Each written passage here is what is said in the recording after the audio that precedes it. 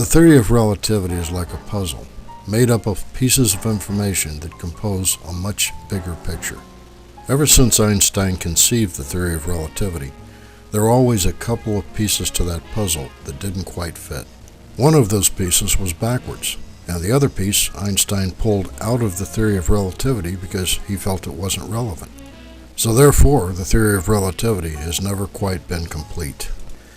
I'll start with the piece that he omitted. Once Einstein observed that light approached and departed Earth at the same speed in all directions, he came to the conclusion that the effects of relativity would be identical regardless of the direction you traveled in space.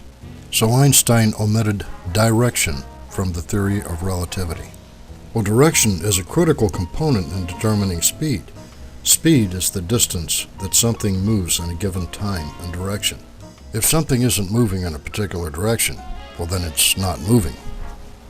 Well, the entire premise for the theory of relativity is the effect that speed has on time, gravity, and mass density. An example Einstein gave us to illustrate the theory of relativity involves a set of twins.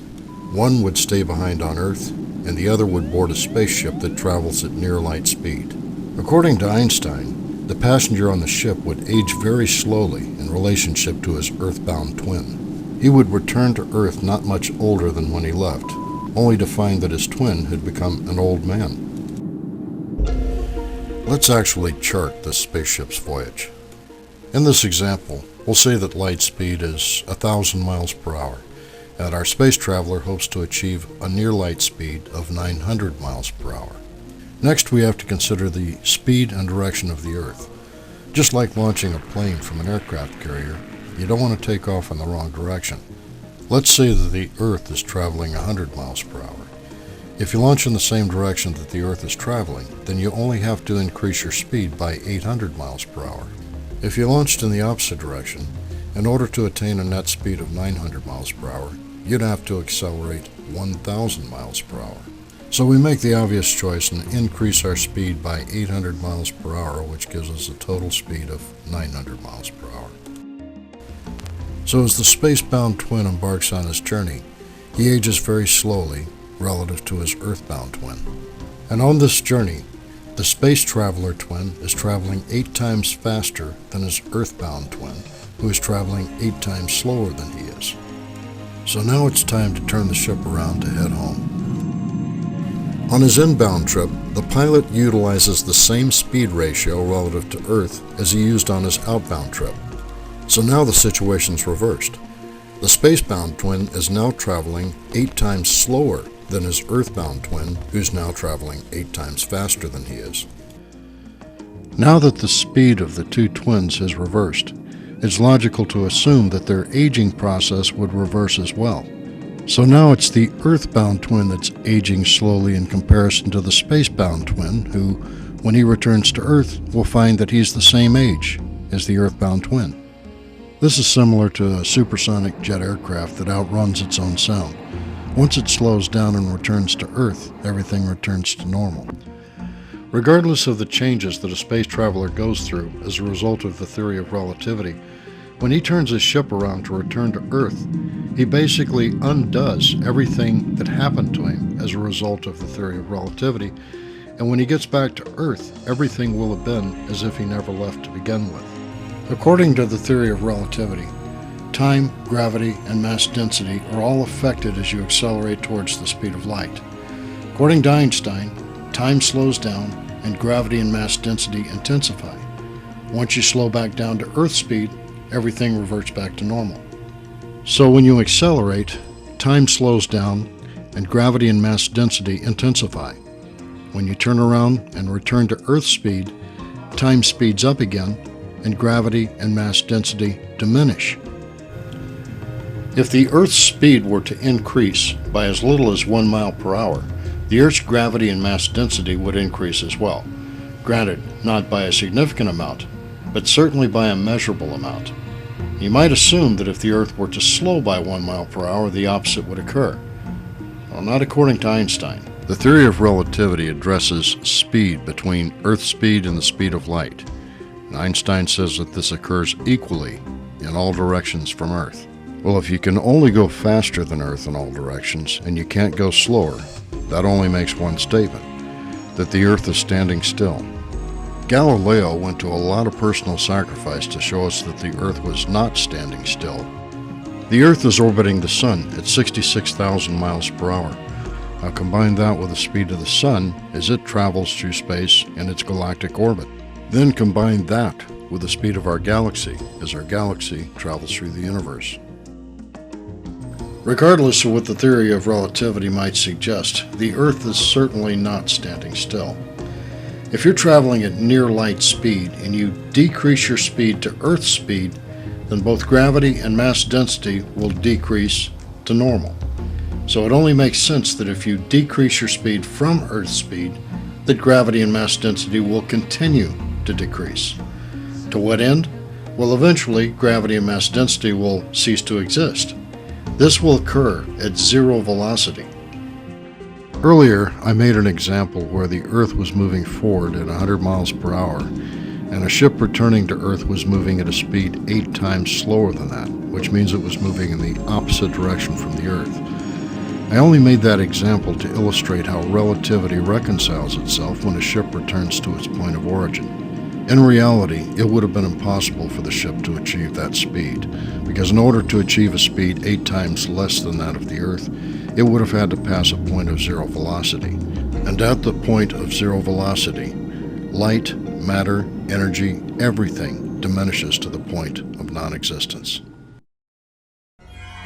And finally, I'd like to discuss that piece of the puzzle that's backwards. That would be time and its relationship to mass density and gravity. We'll consider this by looking at 3 different Earths. They're all identical except for the speed that they're traveling. Because they're all 3 traveling at a different speed, time passes at a different rate on each of the 3 Earths. But because of relativity, on each of the 3 Earths, if you look at your clock, 1 second still equals 1 second. We'll use Earth 2 as a vantage point. If you took a telescope and you looked at the clock on Earth 1 from Earth 2, you would see that for every one of your seconds that pass, only a half a second passed on Earth 1, meaning Earth 1's time is passing more slowly than yours. Now turn your telescope to Earth 3, and you'll find that for every one of your seconds that pass, 2 seconds pass on Earth 3, meaning their time is passing more quickly than yours. Next, let's consider gravity. Also, because of relativity, on each of the 3 Earths, 1g would still equal 1g. This means if you drop an object to Earth, that it'll fall with an acceleration of 32.2 feet per second. This is where it gets interesting. You're standing on Earth 2, you drop a ball, it'll accelerate at 32.2 feet per second. Now you get your telescope back out, and you look at a guy standing on Earth 1. He drops a ball, and during 1 of your seconds, you will only see that ball accelerate to a velocity of 16.1 feet per second. From your perspective on Earth 2, that's half a g, and that occurs because he only experiences a half a second to 1 of your seconds. So in reality, Earth 1 only has half the gravity of Earth 2. So next you turn your telescope towards Earth 3. And there you see a man drop a ball that accelerates to a velocity of 64.4 feet per second in 1 of your seconds, because 1 of your seconds equals 2 of his seconds. So next let's talk about mass. If you're holding a ball with 1 pound of mass in your hand for 1 second, then you're holding 1 pound of mass for 1 second. If you're holding that ball for 2 seconds, then you're holding 1 pound of mass for 2 seconds. If those 2 seconds are combined into 1 second, then you're holding 2 pounds of mass. So from all 3 Earths, from their own perspective, 1 pound of mass is 1 pound of mass. But from Earth 2, looking towards Earth 1, 1 pound of mass would only be a half a pound of mass. And when you look toward Earth 3, 1 pound of mass is 2 pounds of mass from your perspective, again, not from theirs.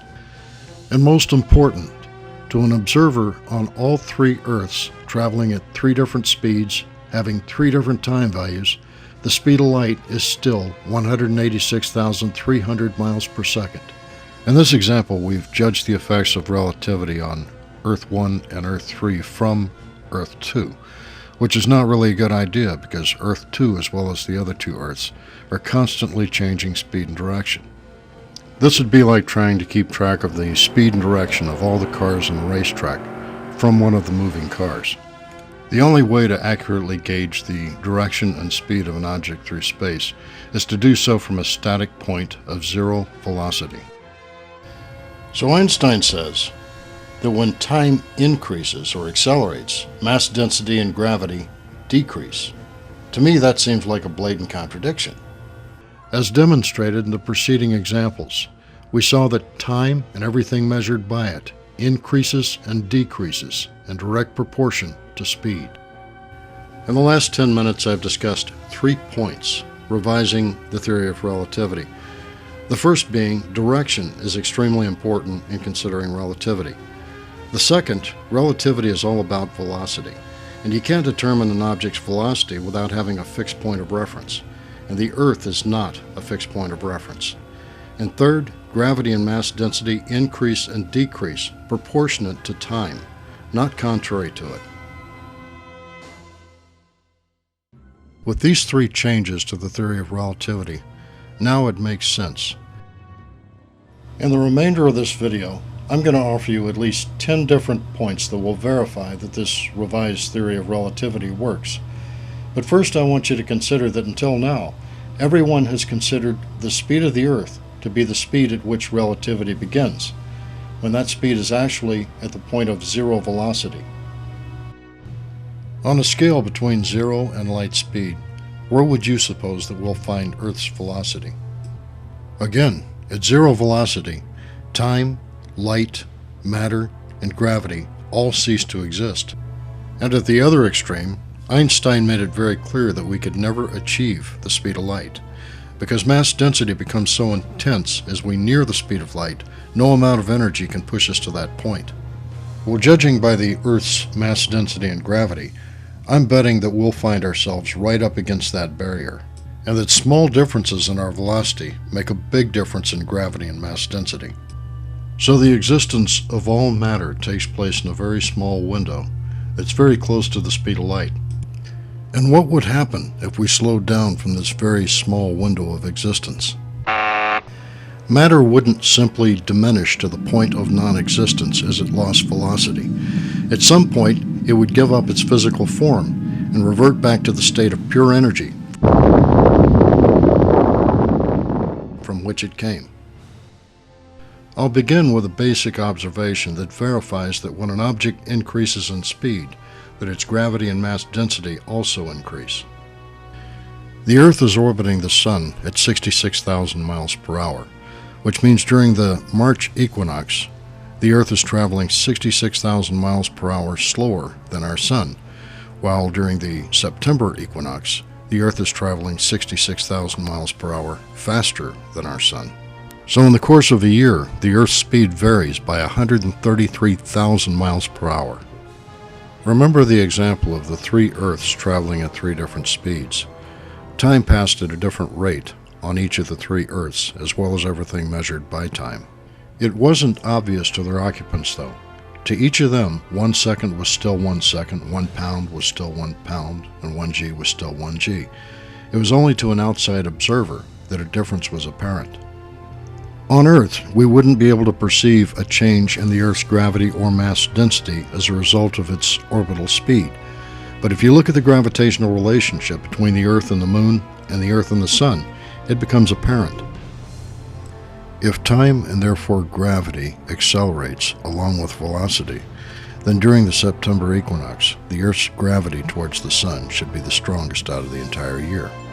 This becomes evident as, beginning with the September equinox, the Earth is drawn closer to the Sun as a result of its increased gravity. The Earth passes its closest to the Sun on January 3rd. From then, its increased velocity and gravity causes it to be whipped around in the opposite direction. This sudden deceleration causes time to slow, and as a result, causes the Earth's gravity to weaken. And you can see that starting with the March equinox, when the Earth's speed and gravity are at their lowest, that the Earth tends to swing wide on the backside of its orbit.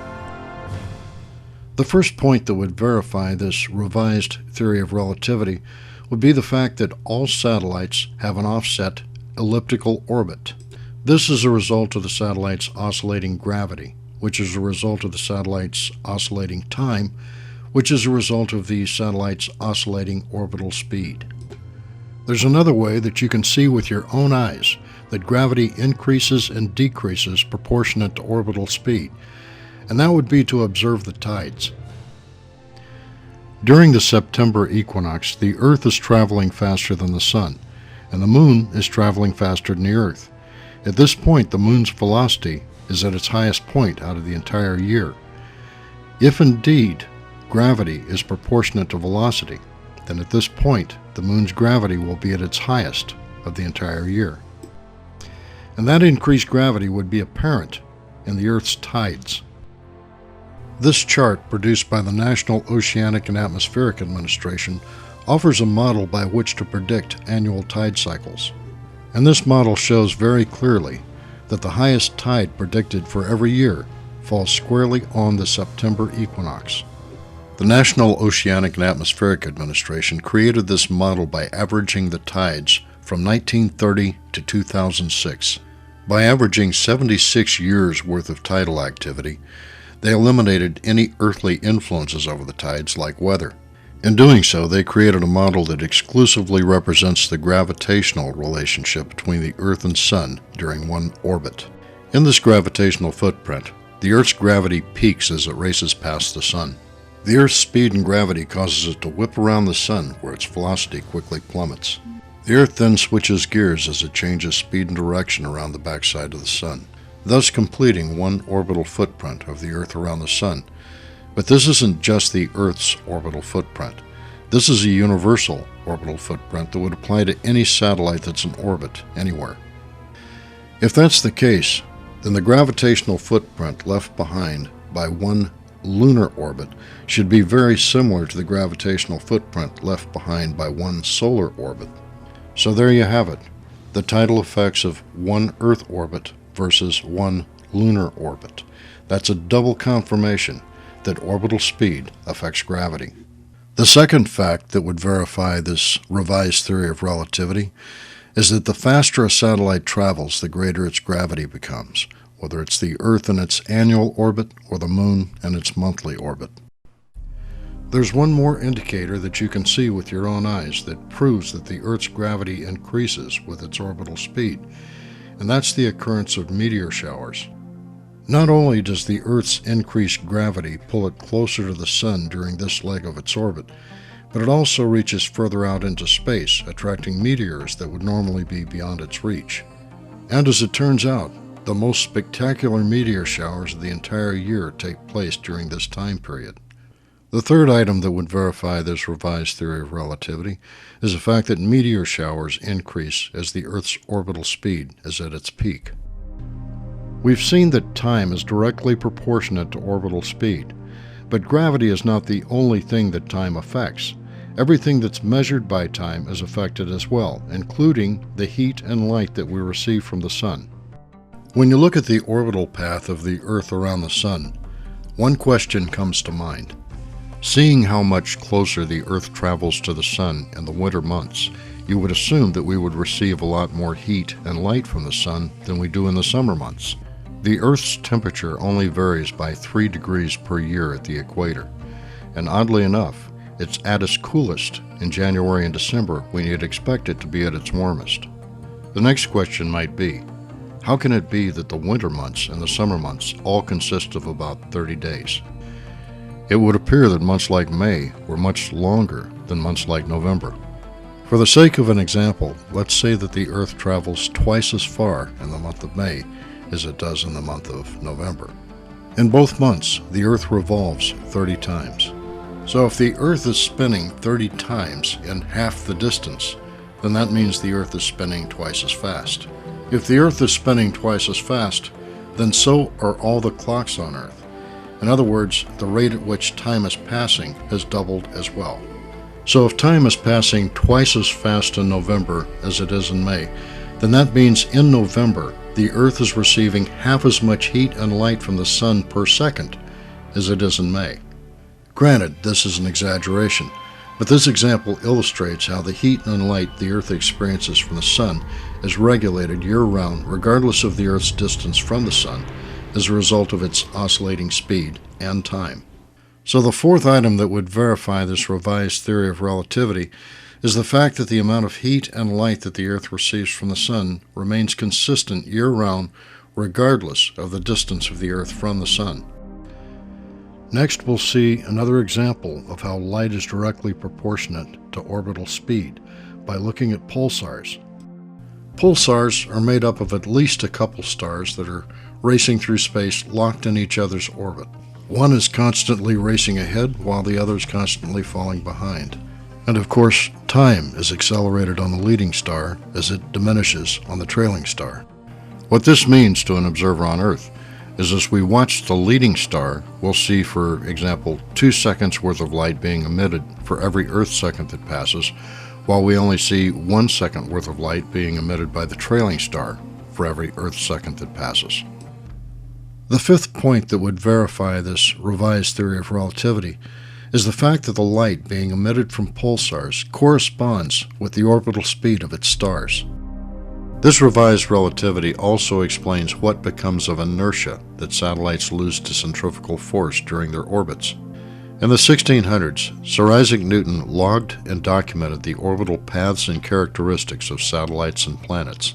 His findings are still used by the scientific community today in launching satellites into their orbits. But from Newton's findings through modern times, no one has seriously considered the liability of centrifugal force on the orbit of satellites. To put it simply, a satellite must be experiencing 1 g of centrifugal force in order to counter 1 g of gravity in order to stay in orbit. What's confusing is that centrifugal force is not free. If you want to enjoy 1 continuous g of centrifugal force, you have to apply 1 continuous g of acceleration. So where does that acceleration come from? That question was answered earlier in this video. It's created by a whipping action that's created by the satellite's oscillating gravity, which is again a result of this revised theory of relativity. Just like with a ball on a string, oscillating gravity continually whips satellites around in their orbit. With each orbit, the oscillating gravity replenishes the inertia lost to centrifugal force. If you stop this whipping action, then it's not long at all before the satellite loses its orbit. Point number 6 that would verify this revised theory of relativity is again the fact that satellites' inertia lost to centrifugal force is automatically replenished. With this realization, another question comes to mind. Don't planets lose their inertia to centrifugal force as they spin on their axis? If they did, it wouldn't take long before they quit rotating. This revised relativity also explains the perpetual rotation of all astronomical bodies. It's not an extreme variation in speed, but as you can see with the Earth as an example, one side of the Earth is traveling 1,000 miles an hour faster than the Earth's axis, while the other side is traveling 1,000 miles an hour slower. This means that one side of the Earth has a more intense gravity than the other side. So when the Earth comes under the gravitational influence of the Sun, one side of the Earth is more attracted to the Sun than the other side, which causes it to rotate. When the planet's rotational speed caused by its gravitational imbalance is equaled by its centrifugal force, its rotational speed will stabilize. Since the Earth is orbiting the Sun, the direction and intensity of this gravitational exchange is constantly varying. So the Earth's rotational speed is an average of these effects acting upon the Earth during its orbital cycle. Point number 7. To put it simply, this revised theory of relativity is what makes the world go round. Like pulsars, the Earth and Moon actually orbit each other.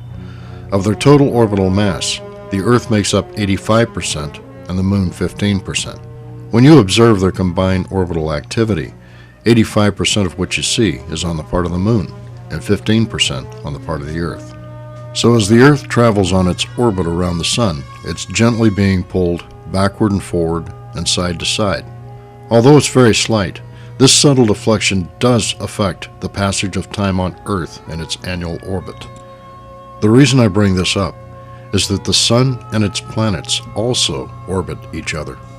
Over the course of thousands or tens of thousands of years, As the planets align either ahead of or behind our Sun, they tend to either speed it up or slow it down as it travels in its galactic orbit. So what effect will it have on us as the Sun and all of its planets increase and decrease in speed over thousands of years? Relativity keeps everything in near-perfect proportion for satellites in their orbits. Near perfect. Remember, in December and January, the Earth's average temperature was 3 degrees cooler than it was in June and July.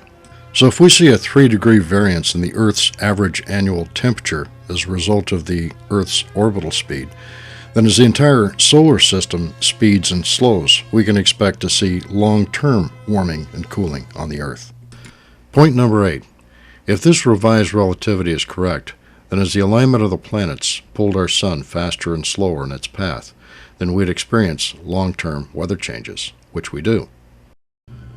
So if the Earth's average annual temperature varies by 3 degrees as a result of its orbital speed, and we experience long-term weather changes because of the influence the planets have on the Sun's velocity, then imagine the influence that the galaxy's orbital speed has on the Earth. When our solar system travels in the same direction as the galaxy, it's actually traveling faster than the galaxy, and its time would be accelerated. And when our solar system was traveling in the opposite direction, its time would slow down, along with everything that's measured by time. It would be a lot like having the 4 seasons of summer, fall, winter, and spring. In the winter season of the galactic orbit, the Earth, as viewed from a static point in space, would have slower time, lower gravity, and mass density. If this occurred, we could expect that the inhabitants of Earth could grow to much larger sizes.